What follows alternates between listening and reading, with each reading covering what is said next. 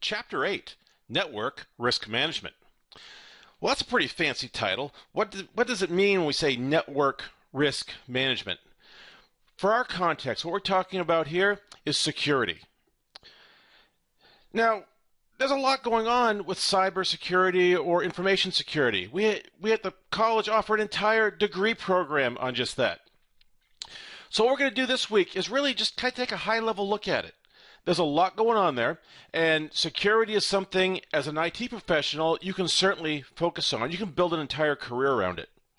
But all IT professionals, especially network administrators, need to have security in the back of their mind. And that's what we're talking about here. We're going to look at the high points of really an entire field. So let's go ahead by getting some definitions down. We've thrown some of these terms around before, but let's actually nail a meaning to them. Right? Things like hacker.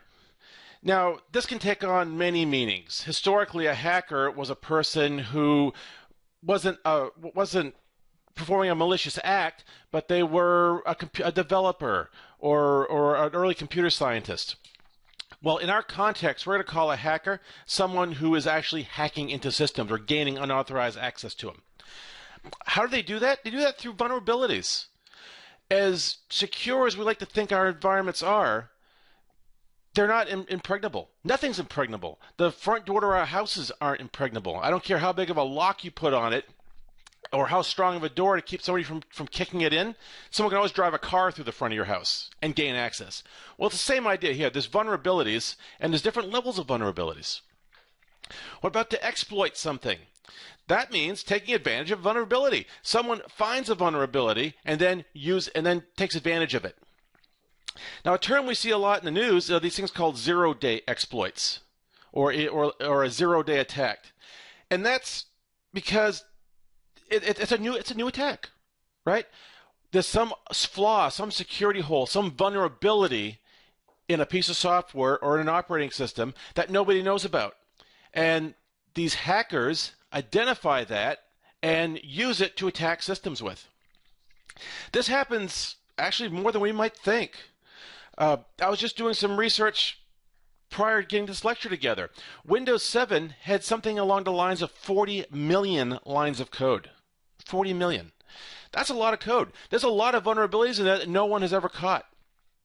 Well, that's what zero-day exploits are. Finding those vulnerabilities and taking advantage of them.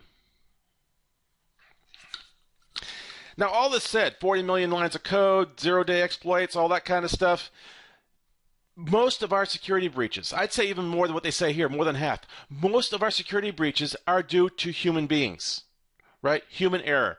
We misconfigured something. We gave out information we weren't supposed to, that type of thing. Things like social engineering. Right? This is not a technical thing whatsoever. It is trying to trick somebody to give up their username and password. Happens all the time, and it's really easy to do. We're human beings. We want to help people. It's the way we're programmed. So somebody walks into an office. They have their business casual stuff on, their Dockers, their polo shirt, maybe a logo on the polo shirt, and they're carrying a laptop. Like, hey, I'm Bob from IT, and I'm here to do some work on your servers.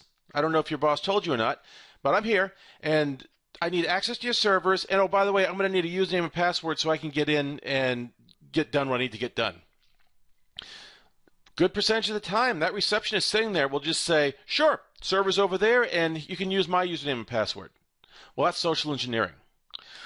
What about things like fishing? I'm not talking about going out in the lake and catching some trout. Getting people to do things that they weren't supposed to do or give up information they weren't supposed to do. You get an email came in, hey, congratulations, you just won $20 million. I'm going to need a bank account and your social security number in order to make the deposit.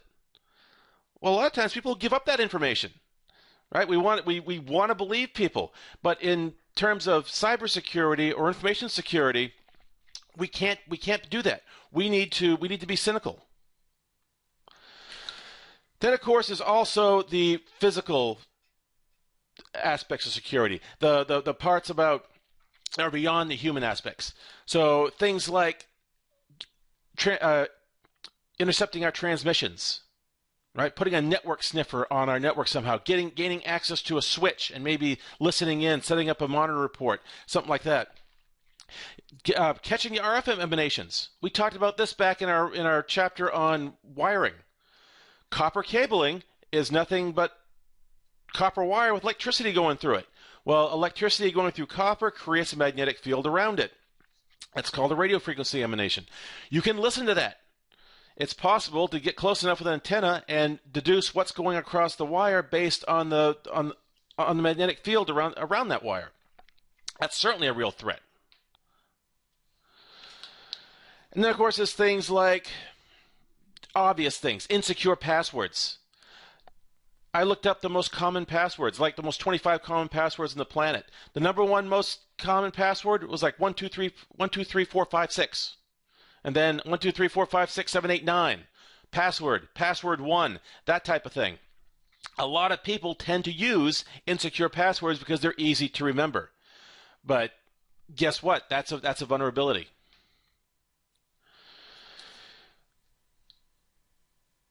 There's also the internet and web browsers, which is a huge source of security vulnerabilities to us.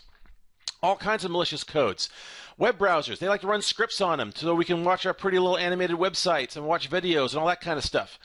Well, sometimes those scripts are malicious, and we can be tricked into clicking on things we weren't planning on clicking on.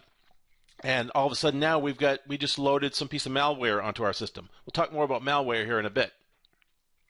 We could be using insecure transmission mediums like Telnet or FTP, right? These are protocols, very old protocols, that are completely unencrypted, including username and passwords. Back when these were invented, back in the 70s, security wasn't a big deal, but now it certainly is. What about the denial of service attacks? A denial of service attack is simply hitting a server or a website or some piece of equipment with so much activity that it can't do its primary job. And there's all kinds of ones out there, right? There's things called distributed denial of service attacks. Say that 5 times fast.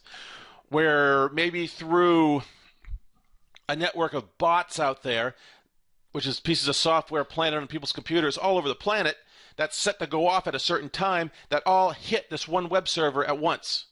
And the web server gets overwhelmed by all this traffic and can't do its actual job. And they all do kind of the same thing. The categories are splitting hairs a little bit. You know, a permanent denial of service attack to the point where you actually damage something. An unintentional one where it's not malware, but it's a poorly written piece of code. Or it's something that all of a sudden we DOS'd our own server. I've seen that happen with the software developers releasing new code. Sometimes that happens. So how do we combat these things? How do we fight these things? One of those basic ways of doing it, and where you should definitely start, is a completely non-technical solution. And this is a security policy. And as an IT person, a system administrator, network administrator, IT manager, you're going to be called on to create these policies and to implement these policies and to keep them updated. Again, this is non-technical. This is stuff like talking about, okay, what are our security risks? What level of risk do we have for our line of business? Who's responsible for what? How do we deal with a security breach, with a security attack? It's all that. It sets goals, right? Your users, the whole reason IT exists is to provide application delivery to drive business processes. So we have to make sure that certain users are able to do the jobs that they're supposed to be doing. Our security policy should address that. How do we keep unauthorized users out of there? How do we protect our data? How do we prevent hardware or software damage? Things like unintentional things like upgrades that break things. Well, that's a security issue, and that should be addressed by a security policy. Employee responsibilities, right? You have to set what your employees are allowed to do. They should be able to. You should define what's an acceptable internet policy. What can they do with their work computers versus what can't they do with their computers? Are you going to monitor your employees? And if so, how? you're probably going to have to have your employees consent to monitoring. And this is usually done in the onboarding process at hiring.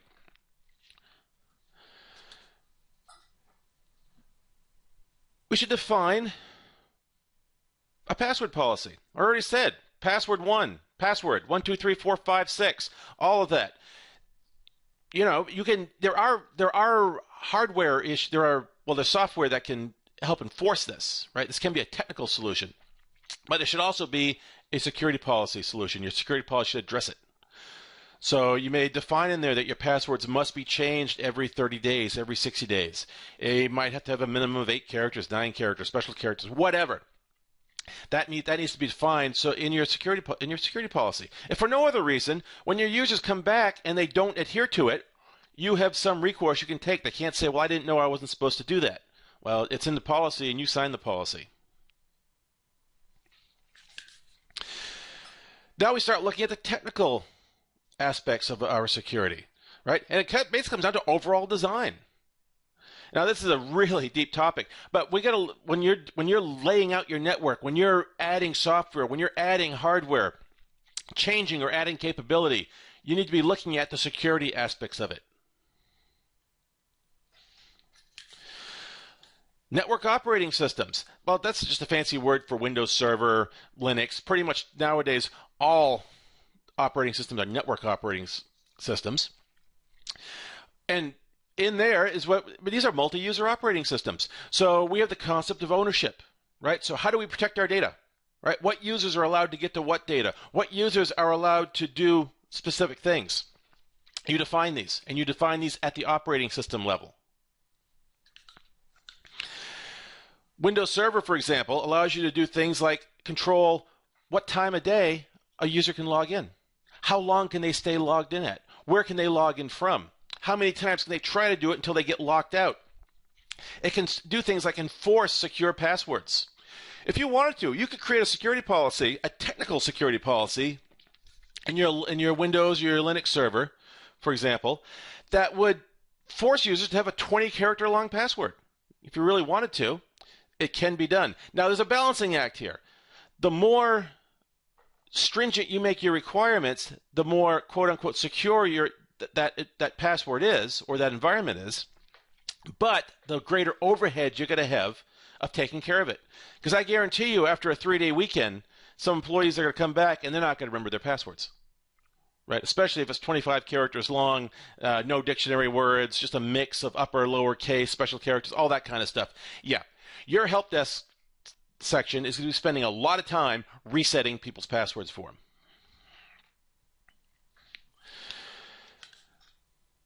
So how do we know if we're under attack, right? What do we do if we are under attack? How do we deal with that? Well, we have applications for that.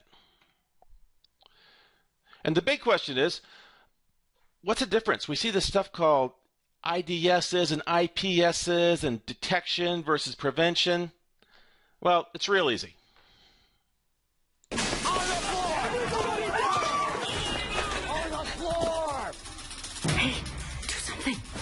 Oh, I'm not a security guard.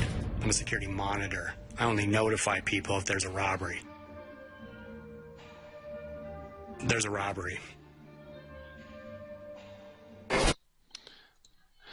And that is an intrusion detection system.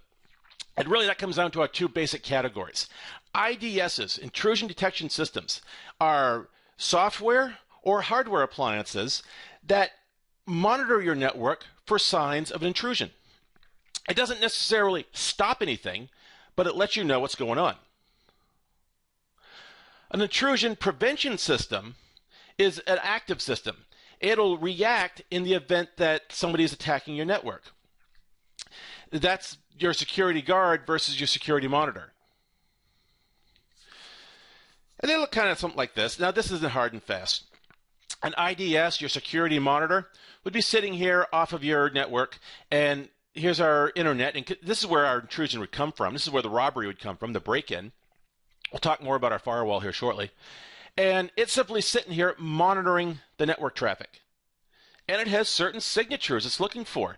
And when it picks up those signatures, it'll fire off an alarm. Hey, we're under attack. And it'll create a record, a detailed record of what they're doing.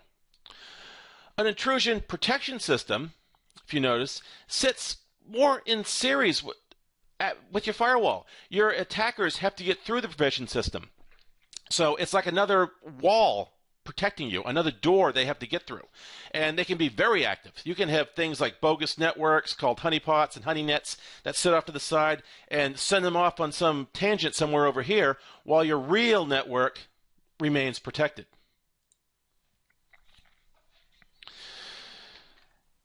And again, where does it sit in your network? Well, it depends what you're trying to have it do. And there's all different types of IDSs and IPSs out there. So what about the firewall? What is that thing? We were looking at a picture of it just a second ago. Well, basically a firewall is a router, right? It's a layer 3 device, but it's a router with an extensive set of access control lists, ACLs. So we can think of a firewall as a tricked out router, right? It's souped up. And it's the router that sits between the wild, untamed internet over here and our ever so delicate private network. And what it does is it blocks traffic coming in. It can block traffic going out also. I mean, it can do both. What it really needs to do is allow proper traffic out and in turn allow proper traffic back in while blocking malicious activity. And there's all kinds of different firewalls out there. Again, the simplest firewall, the packet filtering firewall, packets, IP, Internet Protocol, layer 3 firewall routers. Remember, essentially a firewall is nothing but a tricked out router. But they can also do more. They can also go up the stack, up the TCP/IP layer. They can go to layer 4 at the transport layer and block specific ports. They can also go up to layer 5 into their application layer and do things like block specific protocols, right? So they can be application aware.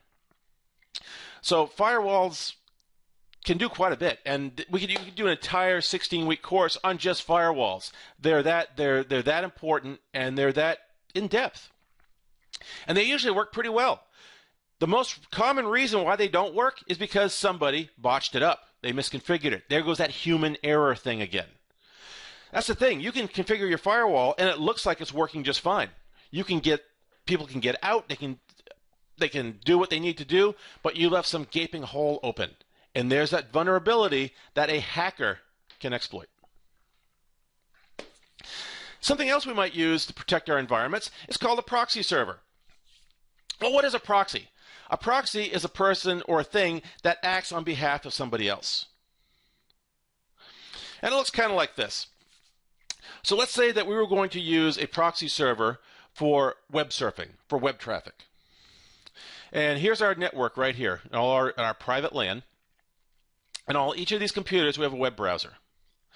And let's say this person right here sitting at this terminal wants to go to Amazon.com. If you don't have a proxy server in place, what happens is that packet goes out directly to the firewall, out here to the internet, to the Amazon web server. Response comes back through the internet, back to the firewall, directly to the client. But if we had a web proxy server sitting right here, all the web browsers would be configured to talk to it instead of the actual internet. So I open up a browser and I type in Amazon.com. That request actually goes to my proxy server. My proxy server then goes out through the firewall to the internet to the web server. The response comes back to the proxy server. And then my client right here gets the data from the proxy server. And you're like, well, what does that do for me? It does a couple things. For one, I can use this to control my web traffic, right? I can very easily go in and say, hey, no shopping during duty hours. So I can block access to Amazon.com. Any request that goes through hits the proxy server. It has an access list, looks at it and goes, nope, Amazon is not allowed, and it just goes no further. And that's one technical way you can enforce your non-technical administrative security policies. It can also be used to cache data, right? So let's say I got all these people going out to the same web page. Well, I could set a policy on here saying that if I get requests to the same page, and let's say within 5 minutes, first this one does it. It goes all the way out to the internet. Response comes back. 4 minutes later, this user also makes the same request. It'll just pull the data it already had on the proxy server from the first request. I don't have to go back out to the internet again. In this day of high bandwidth and really big internet pipes, that doesn't seem like a big deal. But if you're in some area where you're restricted, where this connection to the outside world is actually expensive and limited, then I can get some efficiency by using a proxy server. And of course is the fact that I have one centralized location where I've logged all my web traffic, right? So there's a valuable tool for investigating anything, a malware attack, right? Maybe we had some piece of malware get loose on in our network somewhere from some infected web page. The proxy server would help me figure out who went and got it. Security information and event management. That's a fancy word for system logs. We talked about system logs previously. All operating systems have some form of logging function on them, and they're used for troubleshooting generally. Well, there's also a security log in there. And it'll do things like record who logged in, where did they log in from, who logged off, what data did they access, what servers did they access. If you're looking for security vulnerabilities, or if you're investigating after an attack, your logs, your event management logs, are a great place to start. There's also other tools we can use to study our networks, right? Network mappers, packet sniffers, these types of things. Things that'll sit out there and monitor the traffic on the network, that will map our network out. Maybe we have a security vulnerability that we don't know about.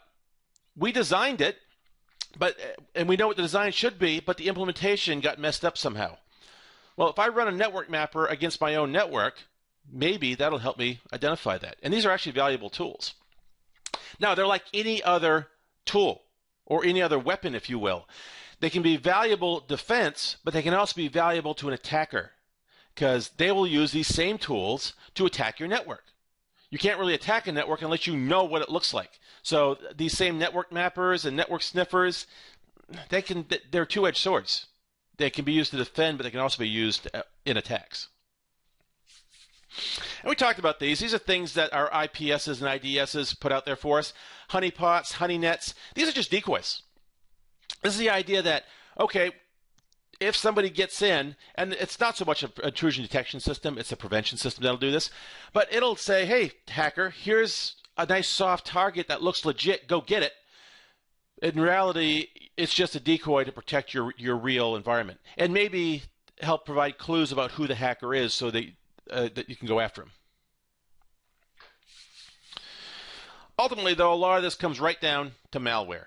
So what is malware specifically? Malicious. It's malicious software. It's software that you don't want on your system that can be intended to harm your system or to steal your data. Right? The most common one we know about are viruses. And these are just pieces of code that get into your system that replicate. That's part of the virus thing, because they make copies of themselves, and they spread like an infection through a single system, a single server, or through an entire network. A common one is something called a Trojan horse, and that's just it's a program that this is actually a human engineering thing. It's making use of human error, where somebody goes to download something, and they think it's innocent, it's malicious, or they think it's innocent, it's harmless, and you download it and you run it, and all of a sudden it actually attacks your system. It wasn't what it advertised itself to be. Happens all the time, and it's a great way for attackers to get into a network. Again, taking advantage of that human error. Other types of malware we can look at: boot sector viruses, macro viruses. This was a big deal back in the 90s. The old Microsoft Word macro viruses. Worms, right? These are basically just viruses that move around your system. They're not isolated to a single server. So what do we do about these things? How do we fight this? Well, the most common way is anti-malware software, or as we know it, antivirus software. Yes, you're going to need some kind of antivirus on there. But in an enterprise environment, this has to have a central plan, right? Most of our home machines ship with some type of antivirus on it, Symantec or McAfee or something like that. Well, there's enterprise class versions of these very same products. And this needs to be part of your overall security plan. How are we going to do this? How do we keep it updated? Right? This stuff only works because of they use virus definitions. How do I do this? How do I keep my definitions up there? How do I enforce it? Again, all part of your security policy. The big thing about malware is that ultimately, a lot of times you're not going to find it until the damage is already done. It works quickly. And I have seen you'll have a user click on some phishing exploit. Somebody sends them an email. Maybe it'll look like from ADP payroll. Go, oh, there's a problem with your paycheck. Click on this attachment to resolve the issue. Well, a lot of people, by paycheck, oh no, click, and then bam, there goes the infection, and it can infect file servers and prior parts of your network in seconds. By the time you know about it, the damage is already done. Which then goes back to your security policy again.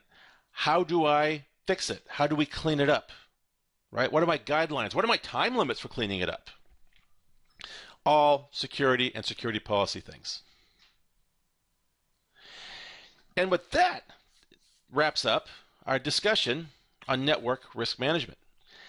As always, if you have any questions, please reach out to me, and I will see you next week.